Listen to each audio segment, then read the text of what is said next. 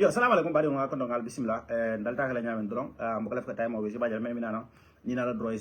Jani be kumbale wax le bay mu ne ko jam ay mu ne fa jam ngara street kodi. Yo, men be ba jibero la ngal tendu ngal jey ngal bismillah. Video ni ngal sa share.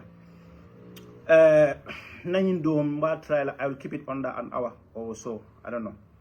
Don't take my words for it, but I really don't want to spend more than an hour here because laughter bit ko do fo bay la jeno ko so follow me la ka diamu UDP demanding not very important but flanyo na kaja kuma kono mela ko media la jobe kala nyin gala protest quality ani Gambia la corruption membe banko nyin kan fenne mela ko ni sulake in fact wo corruption la karola corruption bunda do bi yembe la fila ngawdo ma demanding mengeda GFF because jemu dulal damendala mol buka GFO bake but apparently is one of the important areas that we need to focus on and the GFF la kumo folale because GFF matunga gala yalong advertisement wa tafana sa ko leke ni ko bitaw da mala matunga ni article from the Point newspaper here because apparently gala e fanal petition ne aduna jambe nadla nang nga video dole je me yalon ko afintita nang online lamin kababa jola be diam kanje ya quote afon be diam kandame which is very very sad volume yeah you're right you could be right and ko yalla ndela ko le mo malo fon mo dalam bulo ko no because yeah I think I'll just hold it like this okay ni ngalon di computer kan you know aka pare kan na volume suppress le la volume be nyali la jabi if you are here can you just let me know. Not on volume is okay. We continue.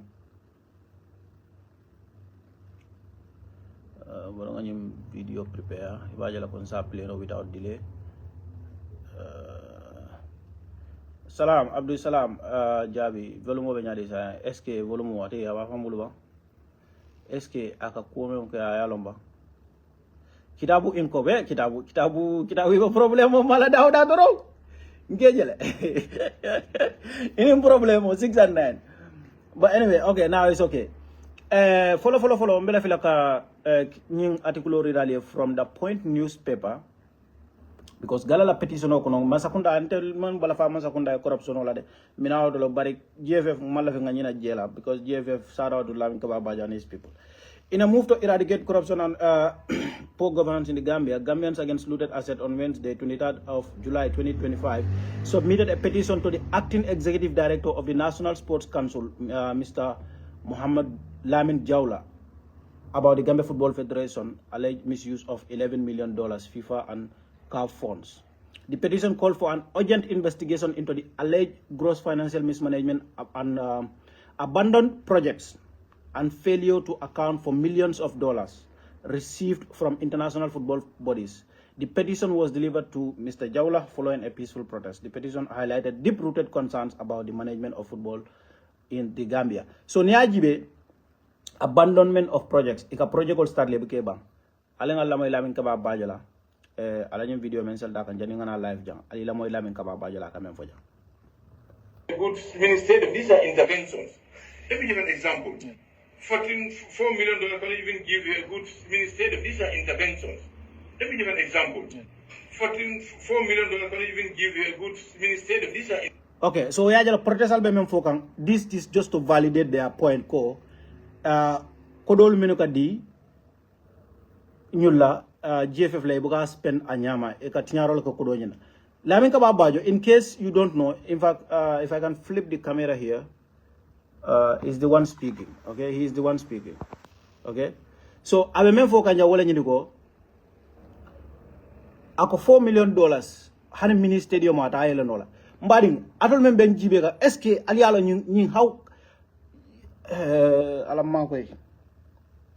do you know how annoying it is? Do you know how serious it is? Hadaba ni momenkalo Gambia ka for $4 million. Had mini stadium atayela no la mini stadium of $4 million. Yala ni ko molle kam e katla fala den gam foot ko be fact check la en wol kato nyola le ka fo molle ka wol feed ibe kamaso nyolu fo dance no kamaso and crew ko le ka wol suksu. But just tell me $4 million uma mini stadium of build no in Gambia. For Gambia mindol mbadi. $4 million. lamin kaba bajo du ko rek ngedani ni mol kana futa nyo saba stage re sabari ini mol kana futa nyo saba stage do boy Gambia lamin kaba bajo al fere kale aboni nyim place do nda be Gambia kasara lale. This is what I'm trying to say here. Lamin kaba bajo boni nda be Gambia kasara lale. These people have been given a lot of subventions. Anu masakunda fana ka fenso de masakunda bole. Mo kan nene wala. GNOC abe ka kodosoro mansa bulle ka soro GNOC le ka mansa kodosoro sub regional body sol bulle ka ka soro le FIFA ka soro le. Eka stadium ol start dulal to mini stadium ol ibuka labang. So wala tina mini stadium ol buka laban no because nito ko $4 million. Woma mini stadium ol no. What is going to how much money do you need pour ka stadium buy la wala mini stadium? I just want to know how much do you need pour ka main like a national stadium? How much do you need to fund a national stadium? Maybe central government bogal. But come if we have to go by the Kaba metrics, $4 million, $4 million at a stadium, mini stadium, Lamin Kaba, you have lost touch with reality. You need to find a way. Media amala Gala protest la domane bar stadium ko do bayre mbol do ngana kutege. Iko gam football no manen. Iko the minister ado nyum fana ngajila because the video play no la jang. So but this is authentic. Mfanga yajela, okay? Iko the minister of information Dr. Ismaila Ceesay has confirmed that land has been officially allocated in Lamen for the construction of a new national stadium. Speaking during an appearance on Coffee Time with Peter Gomez, Minister Ceesay said, I am aware of the Ministry of Youth and Sport.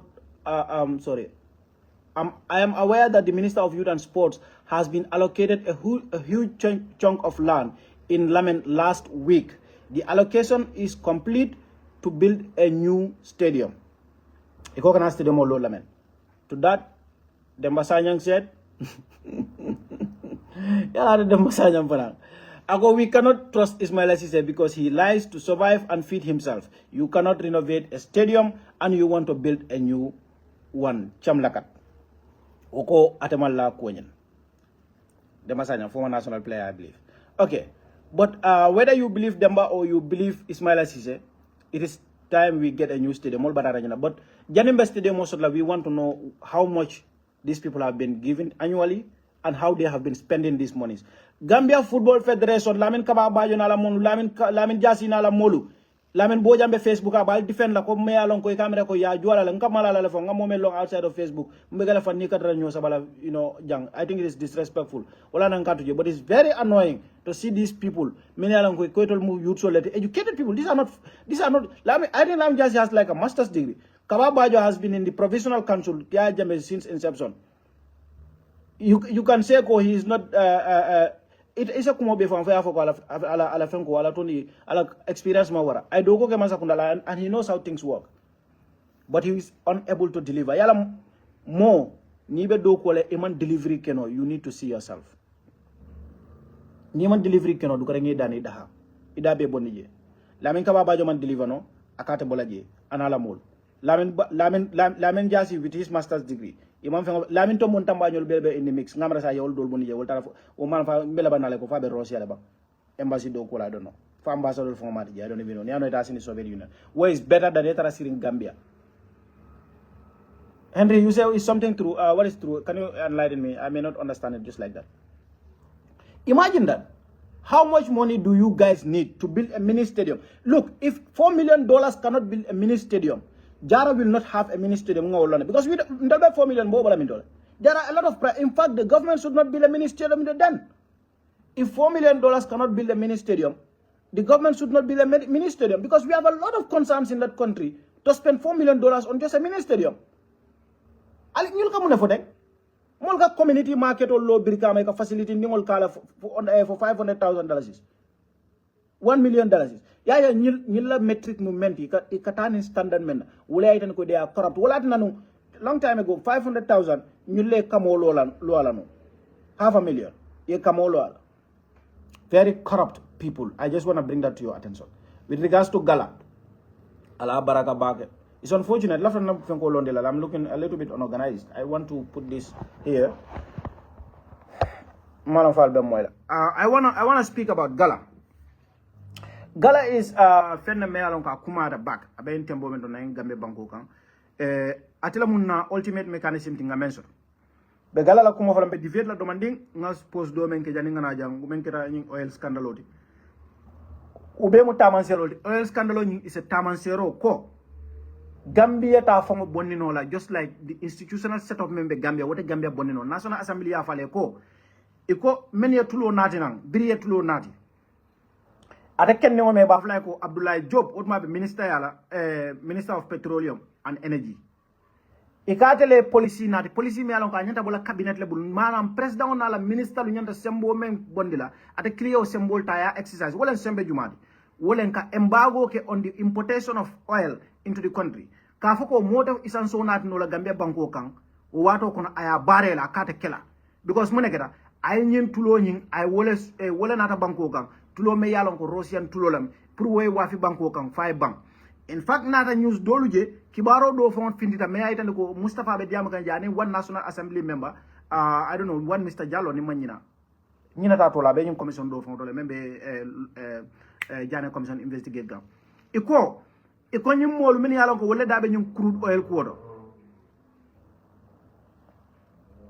okay yes what Baba Sanyang said okay thank you ni ona sana Henry iko mol me yalon ko wala dabe nyum fenga ko do seltela WhatsApp message ol kan iko ka fo nyoy do ko do fo do ka fo do ko do ka fo do ko ndemeta batare ne ndema yilla ko mbe sifa mbe batare ne bata sifa mbe kere ak ka fo nyoy ko men ko système o ñu corruptale ibela we finally la fa fe on fene ba sot la jela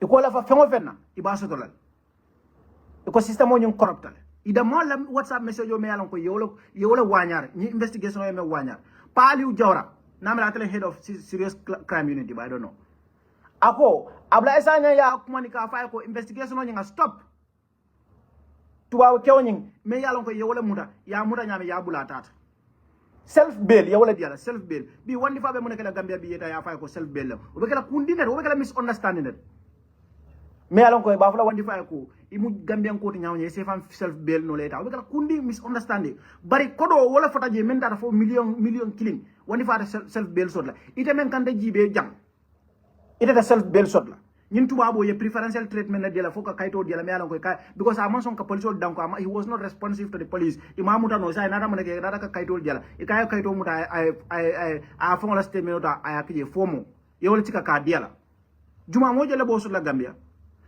mol ñing office fon table na attorney general and minister of justice ala office je penetrate they penetrated the AG chambers minister of justice the man melan ko wala marta di register of companies yala office o penetrate ita day ñu company fu ngol dankadol tar ye be register jeldo musim no me yalan ko do ka jole ya wala abe sirin Dubai sa Allah ta mun ko ta Gambia so nin gala finta du kare alanga ki alanin kilaye alanga fara gala molma om sibi nga en fo so la bari ngadi mbara alanga fata galama nga Gambia kele gala is a very very serious threat to them right now because itele même mira ani men nata ke Gala kudo u manke fo watson Gambia ma fo minister ye safa ko Gala mo talul te findila mo jela na rafindi alin kana juru Gala la de adun Gala is going ibe silo men takan ibita kan reasonably ko ye karsaba di man sakundala yale man na dron ko alin nyinge bam nal ma nyinge nale du nyola nal ma nyinge be findilal iko nga karsaba di yala man sakunda me yalon ko kede la banko kan nyindol bi je investigate la fo up to an advanced stage ni nga tara fo karsaba wol man fenke nawdo isale man pare fenkela ni Gala findita jaretan to men fo be tuwadu ka paso jo kata mbe do kan a jareta lale so walati na dolbe mol no ma Gala la mo saba me yalon ke criticize me to fo la janna nga fo mo le munane nyanta ko fatay mari nyol wan kemesen jam kemesen sane Kexx la case abe in the system adun science and then Kexx man ko he's a fugitive case nimbe jele it is within the system of it is within the judicial system sa ni nga tar nun ko wol ma fa ko Kexx is a criminal ni da lota internet ro je ko criminal lolom ibe boy ka kanne al nga rani hakilo adu ni Gala fana jibe that is consistent with what they do iko imagine mo la feke push pour yenyi local government bula je yamem foto wolen ko KMC ta because munana KMC ta du je ko atondi FPAC yala woli la conclusion ko these are missing receipts so alan kana politicize wo botanam from National Assembly there is a report but local government from fembe ke kanje Gala de sonna ka dundi je local government me yalon ko wala be fo kanyum commission galata sonna kama because ye même fo is very reasonable equal ngam boto for report o findi ali ajele gamem fo ali ngam boto report o findi bari ila kol fo be focus in kol men be kan wol newol jibe wol jama mu munete me yalon ko report o kitela because ñing National Assembly ngani oil kumo fa investigator. There's a report from the police. But National Assembly fengo adopted already. Report adopted already. Barrow government man son ka fenke. Barrow government man son ka fenke. So Gala be focus kanyo leta. So ni na Alieu Bajibe. Alieu Ba did something very questionable.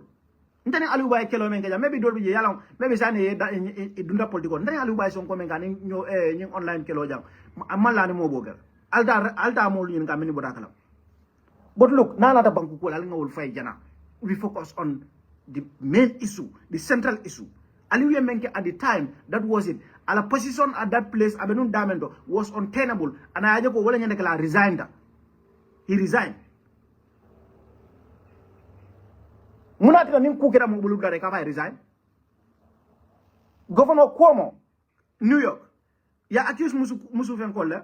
Muso la alej you know ka nyaping kang wala na affaire so me ko inappropriate aje ko la position is untenable abodaje afelen ding abida ka ma fa be win I think the Hamdan guy is going to win, but still now he was able to make a bounce back afelen damurun dana back aba politico kono, but at least atra position o membabul ayo bulale because yem menke even the amount for the threshold of case samba kidiola, but it's immoral iko I will step aside. Nina tina mulka fok mule resign. But amanka ko resign and disappear forever. Alin kana okay. Alieu is too young for that. Naka be kudo kele sa foko Alieu. Yakil to because yala mole nyim foma janne. So kana song kome mole kudo foma nung. Kana song kote ke yena kudo ke membe hakilo bulan lawala. You should learn better. Now let's try to look at the new image of this young man. If I can talk to him, calm down your rhetoric. Kana nendro. Because one thing that Alieu Fanambaya Marla wala nyiniko, you need to understand that these people are always looking for a springboard to counter attack you, and you don't provide them with that springboard. And what is that springboard? One, if you insult them, ikafala ko itela language mambedia.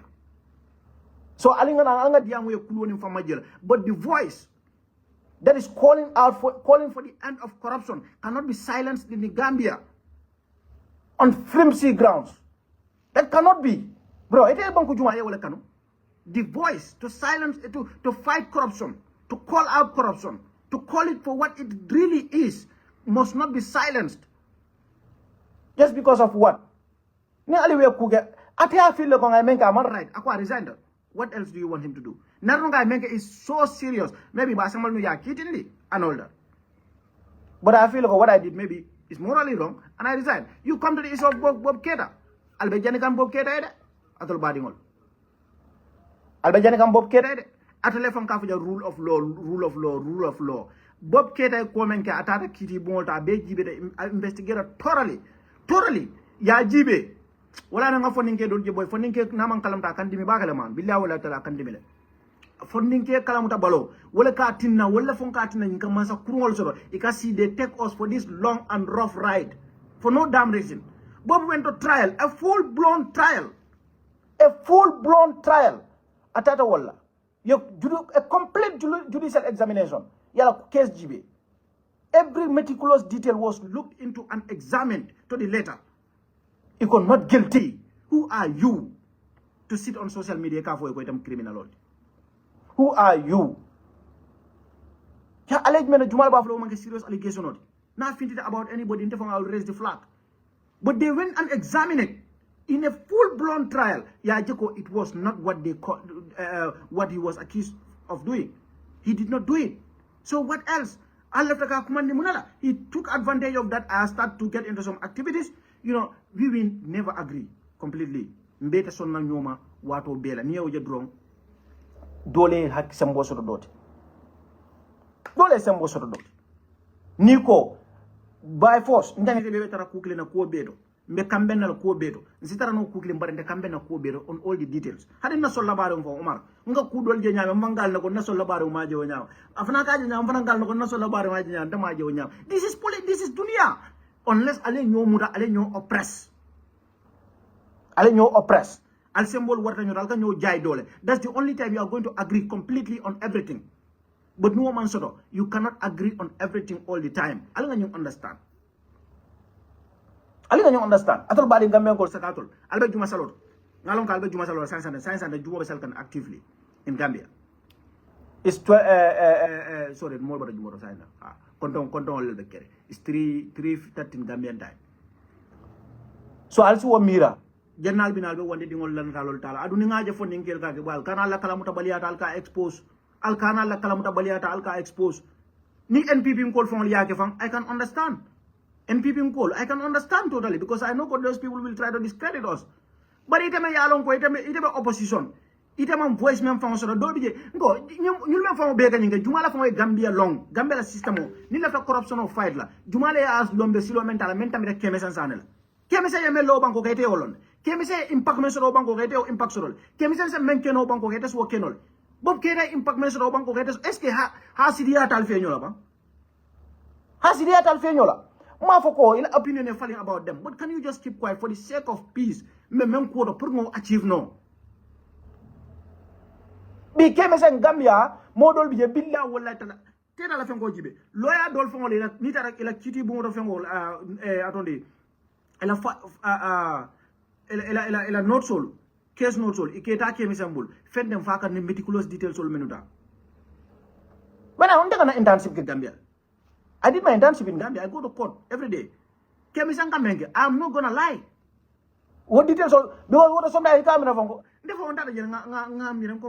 how do they even? How can these reporters sit here and even listen to all these things and understand? Yes, that's okay, no. But you have to be very attentive because microphone in most cases, if you go from us, AI system all nadina.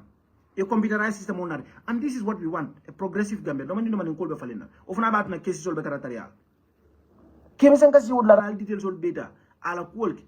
I reporting ke na busa. Ibavla man times to carry balkafo details all missing tale. When men no itama no. I men safeno ma safeno. I men report no. Kemisan you make an money the PhD. Nisen kal ala they cannot do it. He has a gift. Ala respect workang. Abe menke kan nina be disagree and I disagree on some other issues. Fanda fawni Kemisen ka agree on all everything. Oda kisa kela no because Kemisen is doing them UDP. Nada agree no on everything. But alunga yalong mol me yalong ko ite fella fa no le kala wala ko dolbi je na fa doyata na conversation o kono. Wala nyini ko if we talk about debating on substance they divert to personality. Let's talk about substance, you divert to personality. You for a Gambia political be toxic. All these youths that I've mentioned here, Alieu Lemba, Bob Keita Lemba, Kemese Lemba, what they are talking about is they are substantive issues. Why will you divert to personality? If you are coming to that debate stage, with your default plan being to fall back on attacking their personality, but then you should know that you don't have a good argument or you have a serious problem. Not just low IQ problem, but you have a serious problem. I think you probably need to educate yourself. You are a liability to society. Adama Barrow government, let's unite and take on this brutal government. Corruption on deck. Because why I'm not even crazy in Tafla. But after comment, I'll try to say this, Molia understand. It has to do with one of these corrupt idiots. Many along scandal, one of the scandals namen foja. Yakuke me yalonko, a jaretale ya kemena mare a jaretala and anafulo babule. Anafulo babula is jare I mojo and agamba mobum kidola afa. Because I fa kukala. I'm telling you. This is the type of country that we have right now. And that person, you work about probably at an end of but man bafla ngadi kafunya dile tabajambo kuliara bari modati tabajambo warta bari modati kala mo siara ngana ngo fo be fero gala yen sama kaburo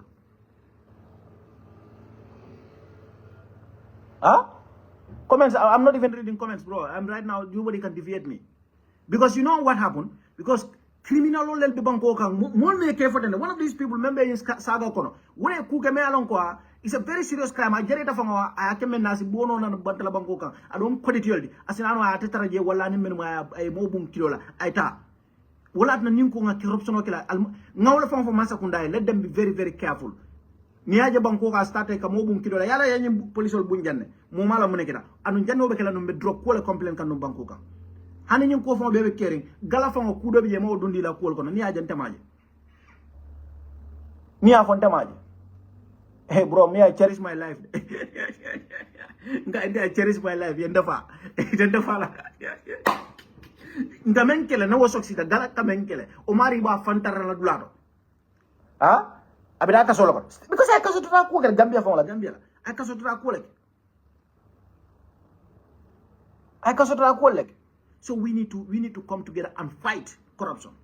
We need to come together and fight ñim ye police men boom jumala la munana yebu jumala la meati na kiritio so do banko ka mena ka manka masakundadi mea intention so pour ka mol boom kido boda minto munati na wot ñim ma fen jawol ni sira fen jawol ni be tamaka banko kan min ya lon ko wolle ka ma ñim fen wala ko do ka tare bulle na mete kela kido fo tilim man salla adu Adama Barrow ni ma long billahi wallahi santal winol 2026 de ala atado na long bari na tuta je if need tuta je for 2026 and beyond these people will become so chronic that ibete fon la authority ba on may ne ba jele ko la momo balante buli ba bu nakki dola de gono de ibal ngala malaf ka jam fo tuba ko la because ñing algorithm mo membe ja bay be kido tala ka la mol bum alla masakunda mol ani momo yalla ko itel ni wala dilo du ñodam you don't want to listen to them. They are going to make so cool ye delete your government file your government name will cease to exist in our database. Yes, get open. Thank you. People power. We cannot allow anybody to undermine the people power. Nobody will undermine the people power. Let's come together and fight. Let's forget these bandits, NPP tactics. Let's not fall for it, especially if you are in the opposition. How do you think it? Does it even make sense? Ite bidano na dileka galang call attack. We are on crossroad. Thank you, Babukar. How can you attack any member of Gala? That's what Adama Barrow wants you to do. Why will you do it? That's exactly what Barrow wants you to do. Okay, the other thing that I don't know, and some of Gala members I see, Get Open is there, Babukar is there, you were all at the protest. I don't see it. The issue about the Navy. The Navy, a few weeks ago, they apprehended some people with speedboats. And in those speedboats, there were some illegal stuff. You know what I mean? Malafke told for you. There were some, some messy things on board. Corruption, they threw it under the carpet. And that is just symbolic of one of the many things that are happening in that country. Nana cases la, ani masakunda cases all fine nyame. Nana cases la.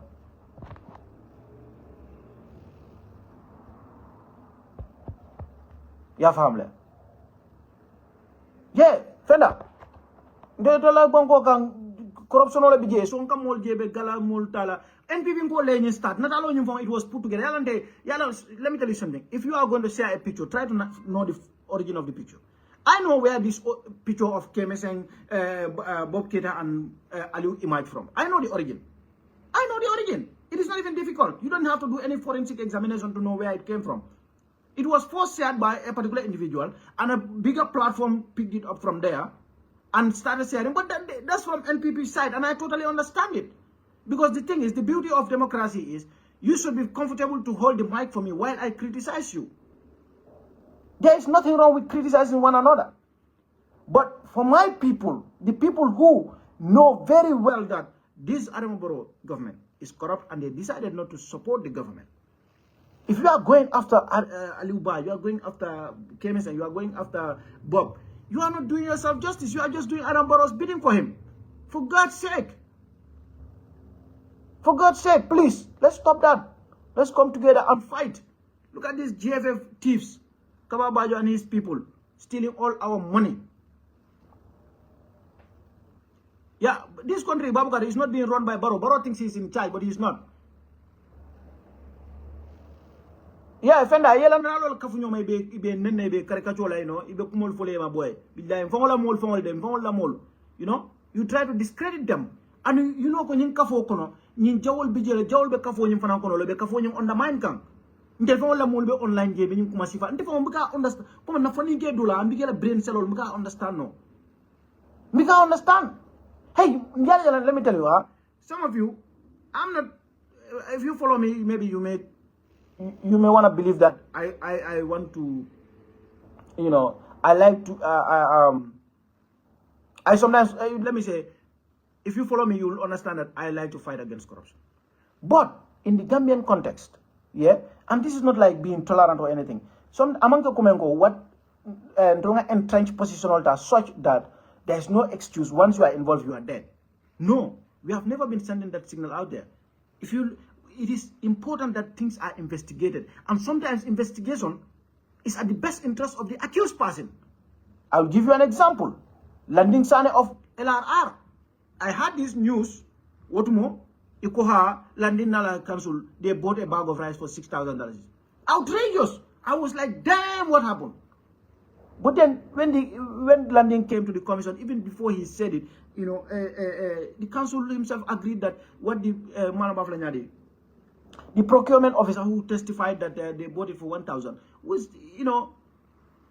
the testimony wasn't true. That was not true testimony. That fact was misleading. It wasn't amanke wanyama, amanke kuwalekeda. Bro, so sometimes investigations are good. And if you perceive Landing as corrupt in that regard, now today I can tell you, if that's what make him corrupt, then he's not corrupt. Because I womanke. And even the council even went further, he tried to ask him, but Landing, being the gentleman that he is, he was not defensive about it. He made it very clear. It happened under my jurisdiction, but it's not as if I'm I am the one who physically participated in all this BS. Council for Kayako, evidence or message killing the Jammeh and Keita Dabi and Kokono. But as head of institution, walat ne yasin wod la rebani nkaka. So yajere. So narongo molko alingan day mo kana femfo. Tomi modo beta rafulante nindo kombe diam la blado do babla nyato le de ala la ni sala melan ko 6,000 bags of rice. But la ni is a typical example of corruption like kangola mo ka atra manke wonyama. Let's be open-minded about these things. Alankana no suppress. Even if you don't like what I am saying, sometimes you should be willing to hold the mic for me. By that I mean, you should be able to tolerate my free speech. Just accept that I also have the right to say what I want to say. Even if you don't agree with me, even if you detest what I am saying. That's how important free speech is. But no man can ninka fo molbe day ñin commission on kay fo da maybe jama ko ya kale news le because mo jama ko commission la man ñin outrageous kuma jama la bari wo reporter news le ini wala tita, but the contrary ka fo ko man ka man ke toñade. I don't see any headline about that. But you see, because ya mari ñin kala true investigation ko nara ak seneata ye ñato ko ñin fo sindi and council fo agree to la ko man ke wo ñama. But mbem fo ka the point is man be example wala ñin go. We don't have to dismiss everything. Sometimes we have to entertain investigation, we have to entertain questions. If you are not asked, if you are not investigated, so Barrow fanala nyimbo nyama. Barrow be accused kan kudo la Barrow famo dati je. So ni molo na example ako order came from above. Ibe jumala Paliula in the Paliu's case, it looks like Abdoulie Sanyang former IGP them. Adu yalong this police, by the way, I want to say, before I end this video, I just want to say a big shout out to Pate Jallo. I've said last year, somewhere during this year, at the beginning of the year, I said that Pate is the man of the year. I don't know why he's not being recognized, and I hope if he's not recognized, the Gambia Police Force, you need to remain along with Pate Jallo. And I'm saying this for a reason. Pate played an incredible role when it comes to diffusing tensions in the Gambia, and it is paying off. That methodology, you see. That's the reason why the international norm of torturing people to extract information from them, there was a deviation from this principle. Or let me say practice. There's a deviation from the practice of torturing people to extract information. Because it turned out that people will sometimes give you information just to save face.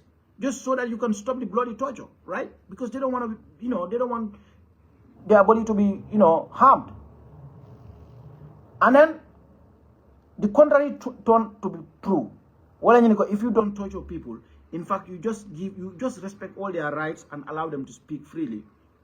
Even during interrogations, they tend to tell the truth more than when they are under duress. Because under duress, sometimes they may volunteer to give you information just so you can stop harming them, which will not be valid. And I am saying this because you see the change in tactics of the Gambia police force and the impact that it had on the protest. The police did not come there as, as bandits, as this BIU, with, these trigger-happy, people. No, they came there just to be like a service force. Sorry, like a service provider. They provide security service for the people. There was no aggression, no major incident. This is what you call policing. Crowd control manana complicate la wanyama. If the crowd are determined and dedicated citizens who just want to be heard, they did not come out to, to cause chaos or violence. At the end of the day, this crowd, if it is a police or they work hand in hand, Jawla wanted to make things complicated because he refused to come out of his office to receive his petition. So Jawla wanted to make it complicated. So, and as a result, the protesters had to stay longer. But still now, police will pass. Some of these things are not complicated. No. This no principle. Because you think that you are being disrespected, your authorities are being challenged. And at the end of the day, you cause unforeseen circumstances that you cannot even control yourself. You just be there 1 minute, it is peaceful. This next minute, everything is spiraling out of control. And how do you put an end to this? This is where Pate Jallow comes in handy. Pate was in Brikama the other time. About, I don't know, 2 times or once. But I remember at a very critical time, he came there and the tension diffused completely. And when Pate came there, even the way he dressed, the way he was talking to people, he was talking like a community leader. Community policing is very important. So Gambia Police Force, alipade recognize alkana la mo kendol bula foni tar alka fo kare nyine ke jang. Ndaman rap Gambia mbe outside. Bar menka kendol ka news da manka nka oda male follow Gambia. Nka men fale ngalon. He did an incredible job. Atata sukuta problemo sota je me yalon ko molu ni han wo salaji iso nyimbol. Mol ning police lafta duna nyola. Pate Jallow was there again. Aliani Gala di ngola engagement do jele. He was just like an any ordinary Gambian. And Pate's conduct before Dolbenga Afenkelenu. So Nkany men be natale. Hadaba ni ngol ka falin. Ni falinta alingi emulate. The new Pate ala emulate alia celebrate. Wallahi ala emulate alia celebrate. Because no one time bidaka nyamental we are in a very unpredictable territory. Modol bo banko ka ni wala sembo so ko Pate nyole aso nyame. Iba kukela men manjang. So al Pate celebrate alia muta ko mole mati me yalonko ay Gambia kanule. Because hadaba ni me yalonko be livre ndame kayro ngani aje. Pate Gambia ay Cairo ngane Gambia wallahi azim naman Cairo ngane ate wura la kata situational diverse in different parts in different situations and no Alieu civil apply when it comes to these protest and protesters al mejo koy jawollam al jawollam mudi and therefore al bebe kugline we all love our police, we all love you for na brodal me yalam ko na brodal le man raje mba badi ngol lel bi jedi mfamol badi ngol ko rol ndo ko Gambia Police Force amoy lolu rek même kini ngol ya understand so comme it's like atole la info dal tara la dogo la ro ñun dol na rek ko ha nkara fen ko la to di the protest the lava protest la mansa ko nayda ko mol ali ma ko dal ya facilité you don't need to come with tear gas, you don't need to alin kana so wo fon la fon tear gas wala ngo bonni je adu nali yo ka di youth me ñoo ko encourage la ya ka fu ko men ko fitna ko kanoke. And I think this is true for many people. The moment for along on India muta abuka aggression ka nini waduna nyola wo kammalu nyame adun kan ke ku nyam pour ni wo kanadu ko mo me yalon ko naka diamu ni respect wala abuka aggression ni dandila literally safu no buka hanyo mari fo nya because I am very careful ngana otonye ni mari conscience hanini wadunda nyole aka ke fele mo me yalon ka ke bunya ke horoma isambo warta nyama fa ata amebe ata fo sembo wartedi bara mo be jiba fo mo jie ha bale ndasila do molal billahi wallahi tallahi adu hanama ya nyanda ko wala nyama police wol nata inin kulwoni fam majio they did excellent for the first time. I'm very proud of these people, very proud of you, no contradiction intended here, very proud of them. For the first time police wol ye fo ngara protest dal Gambia we can set an example to the world. If I want to criticize you, you should be willing to hold the mic for me to speak. This is Gambia. The champion of democracy, the champion of free speech. we can be. But President Adama Barrow ni kon nana rights exercise freely ite bala molu minu bije wolle kana ko right mo de ka tay ka ke nyanya ma me ya lonko abeto la poso abole fandila isi akil tu jeton ni me akil tu jebe mo ne le be ne misandila adun sama bi ne nyin kala question wala adun tema lef wala nte fo ndalafta men na wala nyini ko bibi lala ha ay dang fereng ni masa boda je kaman sa muta ka exile Adama Barrow na boda Gambia man sa and you can say I'm crazy na boda man sa ante ma mira ko anyanta la exile because that is another critical cycle that needs to end lafta kayro drone bangu dima ba kayro drone lafta wala nim Barrow fana boda jay si banku ka man jara bore aman jere fana nga sorong no be dang masa kunda men ba sa en kanna say lata nodo wuleke masa kunda men betti mo tamanda Barrow ma ko o ma mira ko o ma nyanna kela ko Barrow bala molu ani molu menu be Barrow no ma wolte investigate la non nala agreement o manke manyal kela nala agreement o manyal kela ibaje la ko bi lala nse nyoma koy corruption o en wo banko ka bade won be video dana jam mo le ben kol kan anu akam da sulata na ojant anal hajol le be nyokono adu nyanda fintela so I think it has to do with that so ala baraka bage ñina mo nakumoti mi ala ko lafta ko fo lafta UDP ko kacal ya barndo kacal no jambi ko take so maybe ni nara another time maybe in dum partisan ko kono bari ala ndew mo warana ko do ba nde I'm not very much interested in that comme ngam won dol manke propagandiste len tulbe banku ko wolto banko nyeng nde I'm not very obsessed with who is in power de nde ni rights all baby jeri no nde I'm pretty much I'm good I'm not your typical political junkie who is just fighting for an individual to be there. No, we want a level playing ground for everybody. But remember, Gambia Sante woman get on yet. Monkey walk babon 8. Wala nyanda stop la. Ala baraka.